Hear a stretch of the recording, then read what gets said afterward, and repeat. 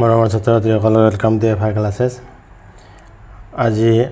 আৰু এটি নতুন টপিক লৈ তোমালোকৰ ওচৰলৈ আহিছো আজিৰ এই টপিকটো হৈছে আমাৰ বৈদ্যুতিক ফ্লাক্স বা বৈদ্যুতিক অভিবাহ কি চোৱা বৈদ্যুতিক ক্ষেত্ৰত ৰখা কোনো একক ক্ষেত্ৰফলৰ মাজেৰে লম্বভাৱে পাৰ হোৱা ক্ষেত্ৰৰেখাৰ মুঠ সংখ্যাক সেই ক্ষেত্ৰফলখনৰ বৈদ্যুতিক ফ্লাক্স বোলে এখিনি তোমালোকে নোট কৰি লোৱা কি কৈছে যে কোনো ক্ষেত্ৰৰ মাজেৰে তাৰ লম্বভাৱে যিমানখিনি ক্ষেত্ৰৰেখা পাৰ হৈ যায় সেই ক্ষেত্ৰৰেখাৰ সংখ্যাটোকে কি বুলি কোৱা হয় সেই ক্ষেত্ৰখনৰ বৈদ্যুতিক ফ্লাক্স বুলি কোৱা হয় সো মই ইয়াত এটা ডায়াগ্ৰাম আঁকিছো সাপোজ আমাৰ এইখন এখন ক্ষেত্ৰ পৃষ্ঠ এখন ডেল্টা এস বুলি লৈছো এই পৃষ্ঠখনৰ মাজেৰে যিমানখিনি তোমাৰ ক্ষেত্ৰৰেখা পাৰ হৈ গৈছে লম্বভাৱে সেই ক্ষেত্ৰৰেখাৰ সংখ্যাটোকে কি বুলি কোৱা হ'ব এই তোমাৰ পৃষ্ঠখনৰ বৈদ্যুতিক ফ্লাক্স বুলি কোৱা হ'ব সাপোজ ধৰিলো আমাৰ সোৱা কেনেকুৱাকে যে সাপোজ এখন পৃষ্ঠ এইখন আমাৰ পৃষ্ঠ এই পৃষ্ঠখনৰ মাজেৰে লম্বভাৱে যাবলৈ হলে তোমালোকৰ কি কৰিব লাগিব এনেকুৱাকৈ যাব লাগিব এনেকুৱাকৈ এই পৃষ্ঠখনৰ মাজেৰে লম্বভাৱে যিমানখিনি ক্ষেত্ৰৰেখা পাৰ হৈ যায় সেই ক্ষেত্ৰৰেখাৰ সংখ্যাকে কি বুলি কোৱা হয় এই পৃষ্ঠখনৰ কি বুলি কোৱা হ'ব বৈদ্যুতিক ফ্লাক্স বুলি কোৱা হ'ব নাইবা তোমালোকে এনেকুৱাকৈ কল্পনা কৰিব পাৰা সাপোজ বন্ধ কোঠালি এটাত তুমি খিৰিকী এখন খুলি দিছা কিন্তু তুমি খিৰিকীখন খুলি দিয়াৰ পিছত খিৰিকীখনেৰে যিমানখিনি পোহৰ সোমাই আহিল কোঠালিটোৰ ভিতৰত এতিয়া তুমি সেই পোহৰখিনিক যদি বৈদ্যুতিক ক্ষেত্ৰৰেখা বুলি ভাবা তেনেহলে তুমি সেই খিৰিকীখনৰ মাজেৰে যিমানখিনি ক্ষেত্ৰৰেখা সোমাই আহিল সেই খিৰিকীখনৰ সেইখিনিকে কি বুলি কোৱা হ'ব ফ্লাক্স বুলি কোৱা হ'ব কিন্তু আমাৰ ৰুমটোৰ চাৰিওপিনে পোহৰ আছিল বাহিৰত কিন্তু আমি খিৰিকীখনৰ মাজেৰে খুলি দিয়াৰ পিছত যিখিনি আহিল সেইখিনি খিৰিকীখনৰ কি বুলি কোৱা হ'ব ফ্লাক্স বুলি কোৱা হ'ব তুমি সেই পোহৰখিনিক বৈদ্যুতিক ক্ষেত্ৰৰেখা বুলি ইমাজিন কৰিলে তোমাৰ যিখিনি তোমাৰ পোহৰ পাৰ হৈ আহিলে সেই পোহৰখিনিকে তোমাৰ সেই খিৰিকীখনৰ কি বুলি কোৱা হ'ব ফ্লাক্স বুলি কোৱা হ'ব এনে এটা এক্সাম্পল হিচাপে তোমালোকে ভাবি ল'ব পাৰা ইমাজিন কৰি চাব পাৰা এতিয়া চোৱা এই ফ্লাক্সৰ মানটো আমি কেনেকৈ নিৰ্ণয় কৰিব পাৰো চোৱা আমি ধৰি ললো যে ডেল্টা এস ক্ষুদ্ৰ কালি খণ্ডৰ মাজেৰে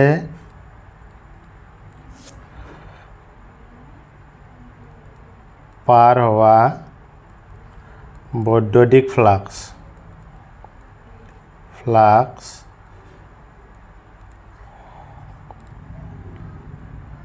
আমি এটো ডেল্টা ফাই বুলি লিখো ইকুৱেল টু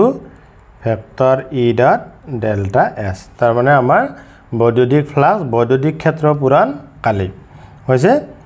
এতিয়া চোৱা আমি যদি এটো ভেক্টৰটো ভাঙি দিও তেনেহলে কি ই ডেল্টা এস যেটা আমাৰ ডট প্ৰডাক্ট আছে গতিকে আমাৰ কি হ'ব cos থিটা হ'ব যত থিটা ই আৰু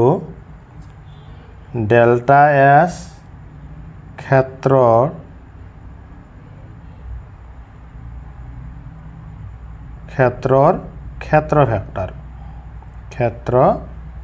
ভেক্টৰৰ মাজৰ কোণ হৈছে এটো এতিয়া যদি আমি এটো এটা ক্ষুদ্ৰ আমি সাপোজ এখিনি লৈছো ডেল্টা এস এটো এটা ক্ষুদ্ৰ কালি খণ্ডৰ বাবে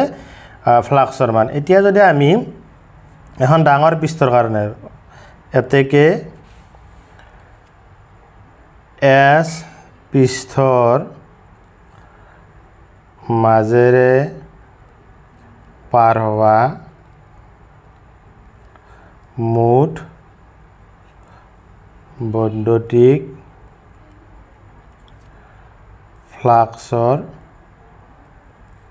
ফ্লাক্সৰ মান আমাৰ কি হ'ব phi equal to summation E dot delta S হৈছে এইটো তাৰ মানে আমাৰ এনেকুৱাকৈ যদি অসংখ্য ক্ষুদ্ৰ কালি খণ্ড লগ লাগি যদি এখন ডাঙৰ পৃষ্ঠ হয় তেনেহলে সেই ডাঙৰ পৃষ্ঠখন বা বৃহৎ পৃষ্ঠখনৰ ফ্লাক্সৰ মানটো কি হ'ব আমি এই ক্ষুদ্ৰ কালিৰ মাজেৰে পাৰ হোৱা ফ্লাক্সৰ মানবিলাক কি কৰিব লাগিব যোগ কৰি দিলে আমি মুঠ পৃষ্ঠখনৰ মাজেৰে পাৰ হোৱা ফ্লাক্সৰ মানটো আমি পাই যাম এইটো আমি এনেদৰে লিখিব পাৰো নাইবা আমি কি ইন্টিগ্ৰেশনৰ থ্ৰু দিও এইটো বস্তু উলাব পাৰো কেনেকে ফাই ইকুৱেল টু ইন্টিগ্ৰেশ্যন ই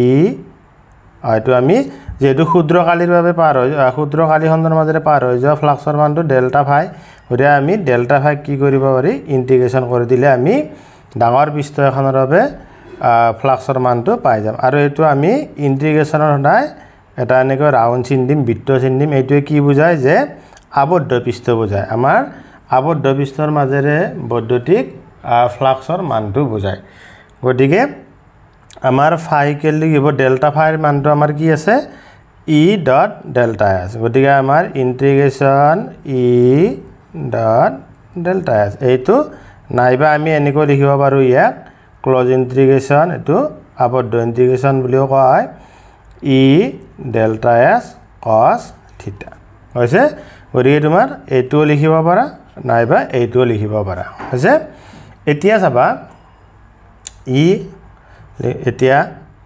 বৈদ্যুতিক ফ্লাক্স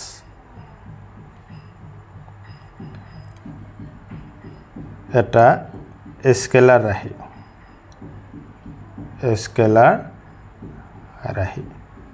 সো আমাৰ ইয়াত কি লিখিছোঁ ডট প্ৰডাক্ট লিখিছোঁ ডট প্ৰডাক্ট লিখিলে আমাৰ কি হয় স্কেলাৰ পূৰণ এইটো গতিকে এই যিটো ফ্লাক্স আছে ফ্লাক্সটো হৈছে তোমাৰ কি স্কেলাৰ ৰাশি এটা এইটো কিয় স্কেলাৰ ৰাশি হ'ল চাবা যে চোৱা আমাৰ এই পৃষ্ঠখন হয়নে ইয়াত তোমাৰ এনেকৈ লম্বভাৱে পাৰ হ'ব এনেকৈ লম্বভাৱে ক্ষেত্ৰৰ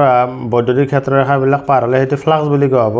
ই যেতিয়া এনেকৈ লম্বভাৱে পাৰ হ'ব ইয়াত তোমাৰ যেটো কালি ভেক্টৰ হ'ব এই পৃষ্ঠখনৰ কালি ভেক্টৰটো কেনেকুৱা তোমালোকে চোৱা এই পৃষ্ঠখনৰ ওপৰত এনেকৈ যদি লম্ব টানো আমি এনেকৈ লম্ব সিধাকৈ যদি লম্ব এনেকৈ টানো হেতুকে কালি ভেক্টৰ বুলি কয় এতিয়া চোৱা এই পৃষ্ঠখনৰ